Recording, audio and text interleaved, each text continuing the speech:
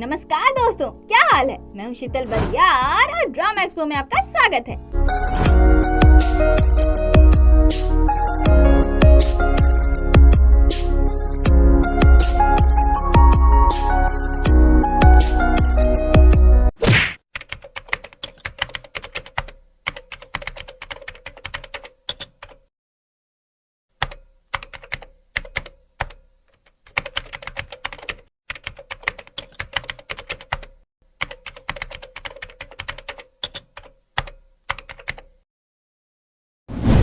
अब तक आपने देखा कि ली मैन हो अपनी बातों से हांजुन को हिंट देता है कि उसे कुछ इम्पोर्टेंट छूट गया है।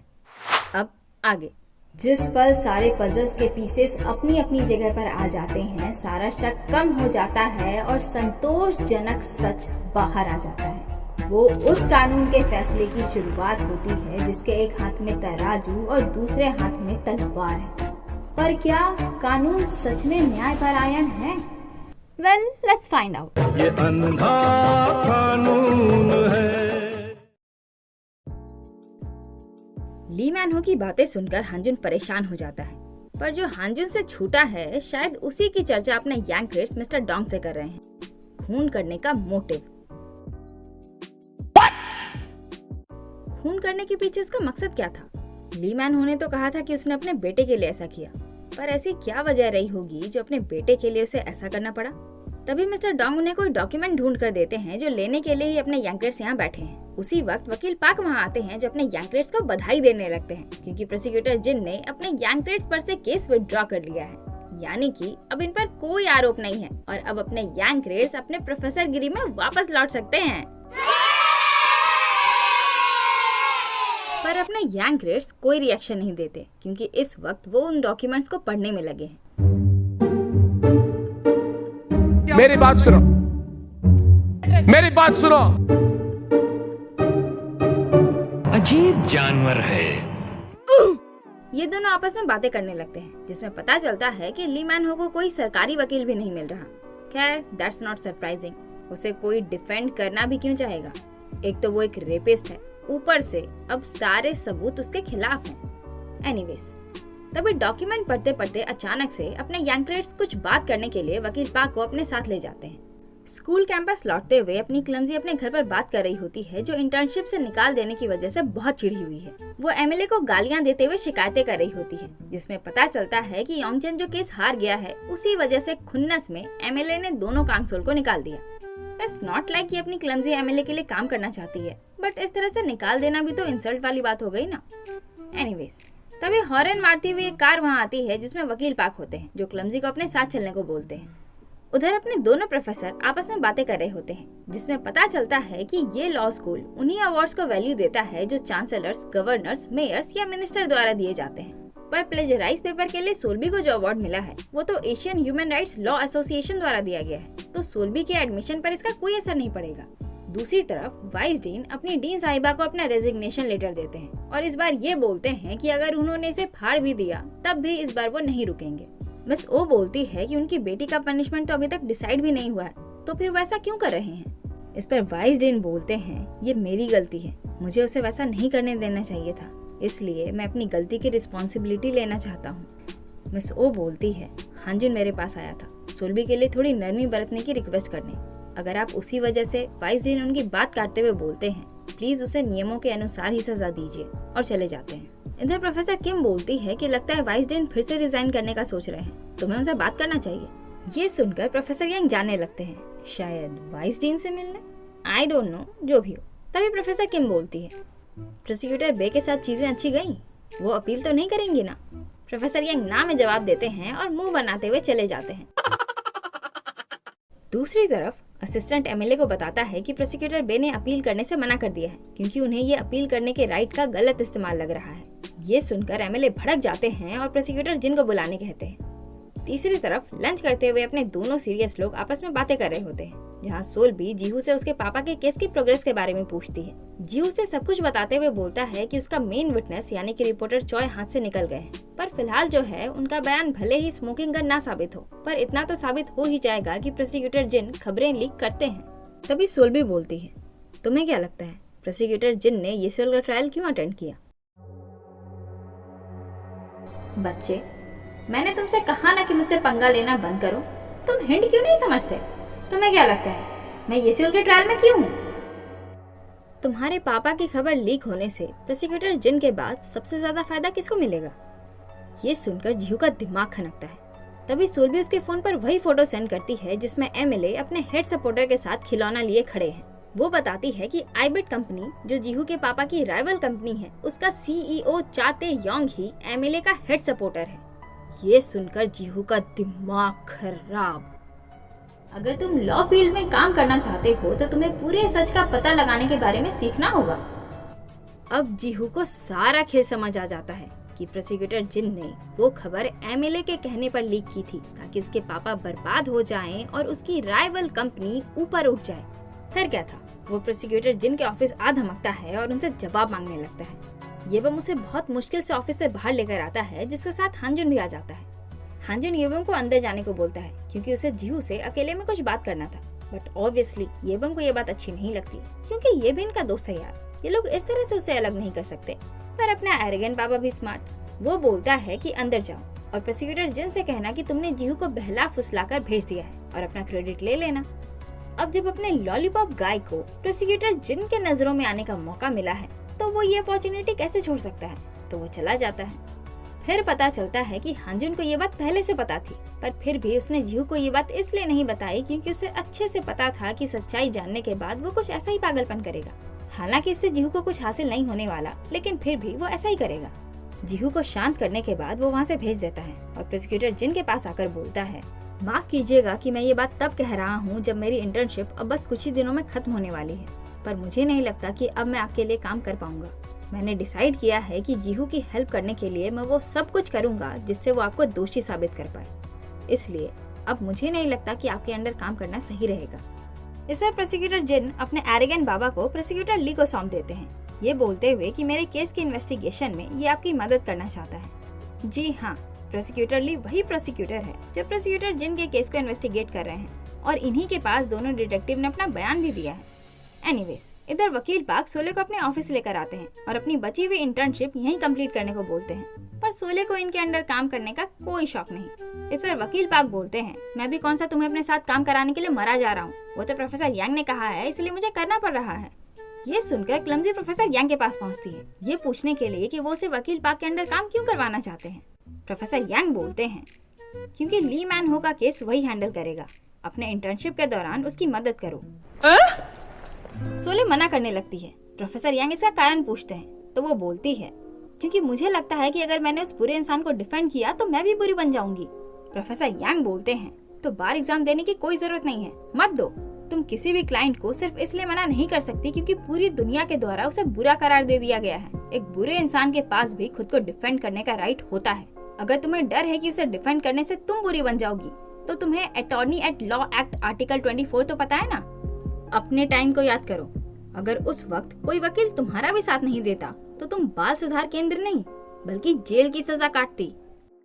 उसके बाद ड्रिंक करते हुए अपनी क्लमजी दोस्तों को अपना दुखड़ा सुना रही होती है। मेरा माथा इतना खराब है कि मैं बता नहीं सकती।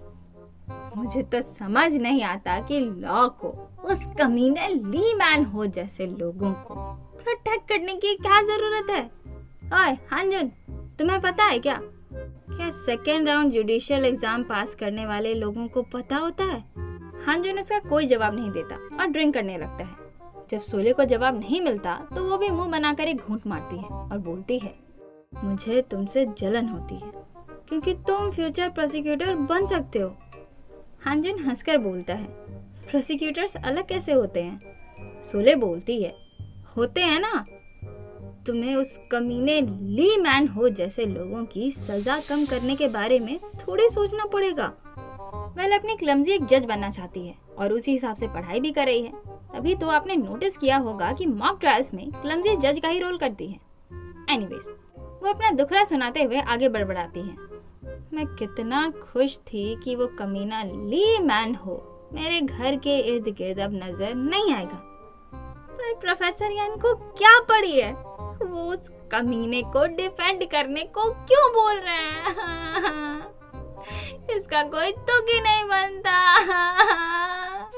सोले का अचानक से अपना माथा हांजुन के कंधे पर टिकाने से वो हैरान हो जाता है, पर क्लमजी की बकबक अभी भी चालू है। इसका कोई तो नहीं बनता, वैसा क्यों कर रहा, क्यों कर रहा? उसकी हरकतों से अपने एरोगेंट बाबा को हंसी आ जाती है और वो हंसते हुए पीने लगता है।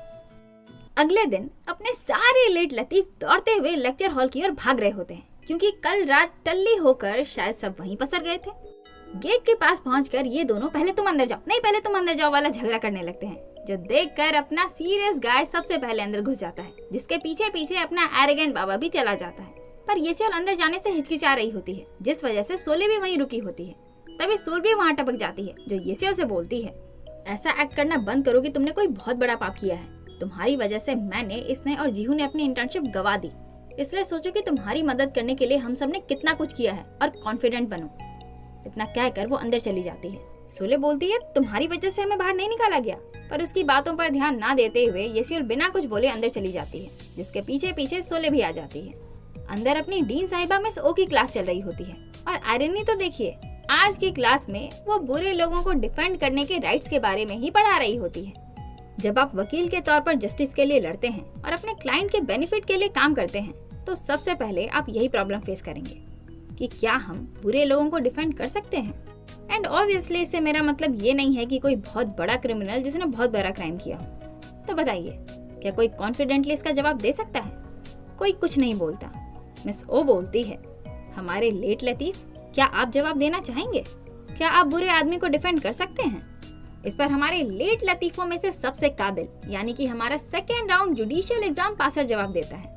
आर्टिकल 12.4 कहता है कि कोई भी इंसान, फिर चाहे उसने कोई गुनाह भी क्यों ना किया हो, सबके पास खुद को डिफेंड करने का राइट है।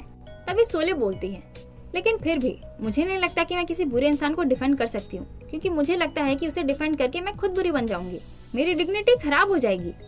तभी जीहू उसका जवाब देते हुए उसी आर्टिकल की बात उठाता है जिसके बारे में प्रोफेसर यांग ने जिक्र किया था, attorney at law act article 24।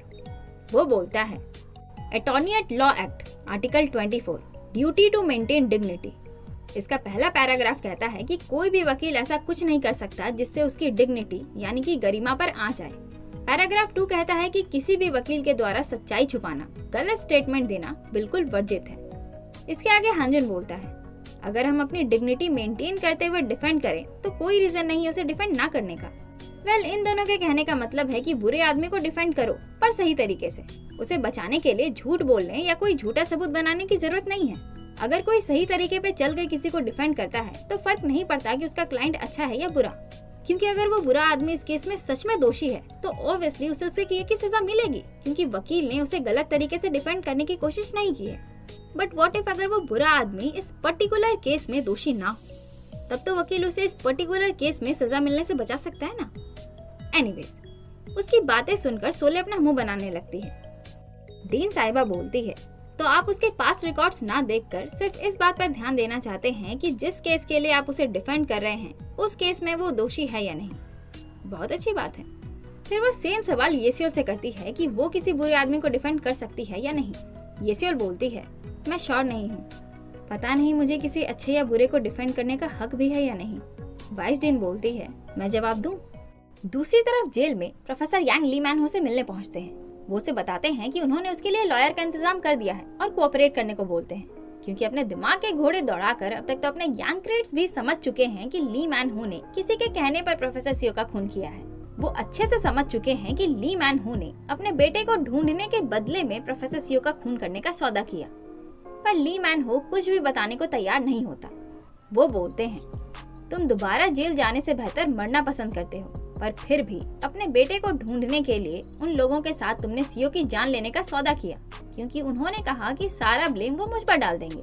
पर अब जब तुम फंस चुके हो तो लगता है उन लोगों ने तुम्हें छोड़ दिया। तो अब बताओ, तुम्हें नहीं लगता कि तुम्हें सब कुछ बता देना चाहिए? इस पर ली मैन हो जोर जोर से हंसने लगता है और बोलता है, मुझे क्या बताना चाहिए? हाँ? प्रोफेसर यांग बोलते हैं, तुम्हें पता है ना, अगर वो खून तुमने किसी के कहने पर किया है तो तुम्हारी सजा कम हो सकती है। उसके बाद वो बाहर आ जाते हैं, जहाँ प्रोफेसर किम उनका इंतजार कर रही होती है। उनके पूछने पर वो बताते हैं कि ली मैन हो ने कुछ नहीं बताया, जो सुनकर प्रोफेसर किम भी लाइक, धत तेरी, तुम्हारा ड्राइवर बनने का कोई फायदा नहीं। खैर बैठो, हम वापस चलते हैं। तभी प्रोफेसर किम के पास जेम्स यानी कि ली मैन हो के बेटे का कॉल आता है और वो उससे इंग्लिश में बातें करने लगती है। अपने यंगर्स ये नोटिस करते हैं, लेकिन फिर वो किसी को कॉल करते हुए कार में बैठ जाते हैं। सामने से किसी लड़की की आवाज आती है जो शायद कांगदान की है। प्रोफेसर यांग बोलते हैं, मुझे तुमसे ली मैन हो के बेटे के बारे में कुछ पूछना है। इस पर वो बोलती है कि मेरे पास आपको बताने के लिए कुछ नहीं है। तभी प्रोफेसर किम आ जाती है और प्रोफेसर यांग उसे बाद में बात करने का बोलकर कॉल काट देते हैं। दोनों एक दूसरे से पूछते हैं कि वो किससे बात कर रहे थे और दोनों ही एक दूसरे को जवाब देते हैं कि बाद में बताएंगे। दूसरी तरफ अपना एरोगेंट बाबा जो प्रोफेसर ली के अंडर काम कर रहा है, वो पूछता है, आप प्रोसिक्यूटर जिन के खिलाफ लड़ने के लिए तैयार हैं? क्या मैं ड्राफ्ट तैयार करूं? इधर अपनी क्लमजी अपनी पूरी ताकत से दरवाजे को छेक कर खड़ी है क्योंकि ये लोग ली मैन हो से मिलने जा रहे हैं और ये ऐसा बिल्कुल भी नहीं चाहती। वकील पाक उसे पकड़कर जबरदस्ती ले जाने लगते हैं, पर ये जाने के लिए बिल्कुल भी तैयार नहीं और उन पर चिल्लाई जा रही है। वो बोलते हैं, मुझ पर क्यों चिक चिक कर रही हो? जाकर अपने प्रोफेसर पर चिल्लाओ ना, उनके सामने तो तुम्हारी चूं तक नहीं निकलती। सोले बोलती है, किसने कहा नहीं निकलती? मैं उनके सामने भी चिक चिक कर सकती हूँ, मैं इसमें बहुत अच्छी हूँ। फिर वो मोमेंट दिखाया जाता है जब ली मैन हो को डिफेंड करने की बात पर सोले को बहुत सारा भाषण देने के बाद प्रोफेसर यांग जा रहे थे।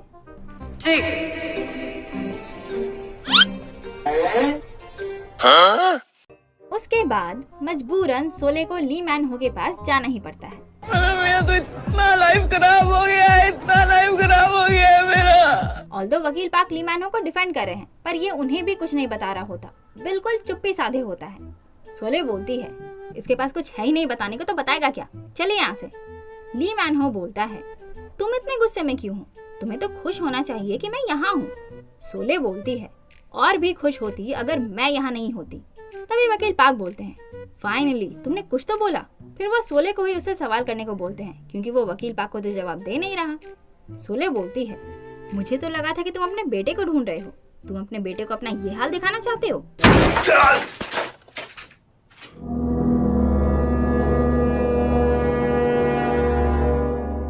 रात को अपना एरोगेंट बाबा प्रोसिक्यूटर जिन के खिलाफ कंप्लेंट ड्राफ्ट लिख रहा होता है और अपने सीरियस गाय को बहुत खुदबुदी हो रही होती है। हांजुन नौटंकी करते हुए बोलता है, ये कितना मुश्किल काम है। इस पर जीहू पूछता है, तुम्हें दिक्कत हो रही है? हांजुन बोलता है, अपना काम करो, मुझ पर ध्यान मत दो। अब मैं ये नहीं कर सकता, मुझे ठंडे ठंडे पानी से नहाकर अपना दिमाग क्लियर करना होगा। मैं जा रहा हूँ, मेरे डेस्क के करीब भी मत आना, समझे? कहकर वो बाथरूम चला जाता है। जैसे ही अंदर से शावर ऑन होने की आवाज आती है, जीहू पट से उसके डेस्क पर आकर बैठ जाता है और बाकी बचा ड्राफ्ट फटाफट टाइप करना शुरू कर देता है। And guess what? अपना एरोगेंट बाबा चुपके से उसे देखते हुए मुस्कुरा रहा है। अगले दिन मीडिया प्रोसिक्यूटर जिनको घेर लेती है क्योंकि आज इनके केस का पहला ट्रायल है। उधर ली मैन हो प्रोफेसर यांग को हड़बड़ी में कॉल करता है और जल्द से जल्द मिलने को बुलाता है क्योंकि इसे प्रोफेसर यांग को कुछ बताना है। पर जब वो वहाँ पहुँचते हैं तो ली मैन हो को एम्बुलेंस लेकर जा रही होती है। दूसरी तरफ प्रोसिक्यूटर जिनके पब्लिसाइजिंग सस्पेक्टेड क्राइम का पहला ट्रायल शुरू हो जाता है, जिसमें स्टडी ग्रुप के सभी लोगों के साथ साथ प्रोफेसर किम भी मौजूद हैं। पहली तरफ प्रोफेसर यांग हॉस्पिटल पहुंचते हैं जहां पता चलता है कि ली मैन हो को चाकू मारा गया है और उसकी हालत बहुत गंभीर है। तीसरी तरफ अटॉर्नी सॉन्ग किसी को बताते हैं कि जे चियोल को बेल मिल गई है, पर ली मैन हो, वो आदमी बोलता है ली मैन हो का क्या, और पीछे मुड़ता है। जी हाँ, यही है वो कमीना जिसके कहने पर ली मैन हो ने प्रोफेसर सीओ का खून किया। सब चीज का मास्टरमाइंड ये कमीना एमएलए है और यही बात ली मैन हो प्रोफेसर यांग को बताना चाहता था, पर इससे पहले कि वो बता पाता,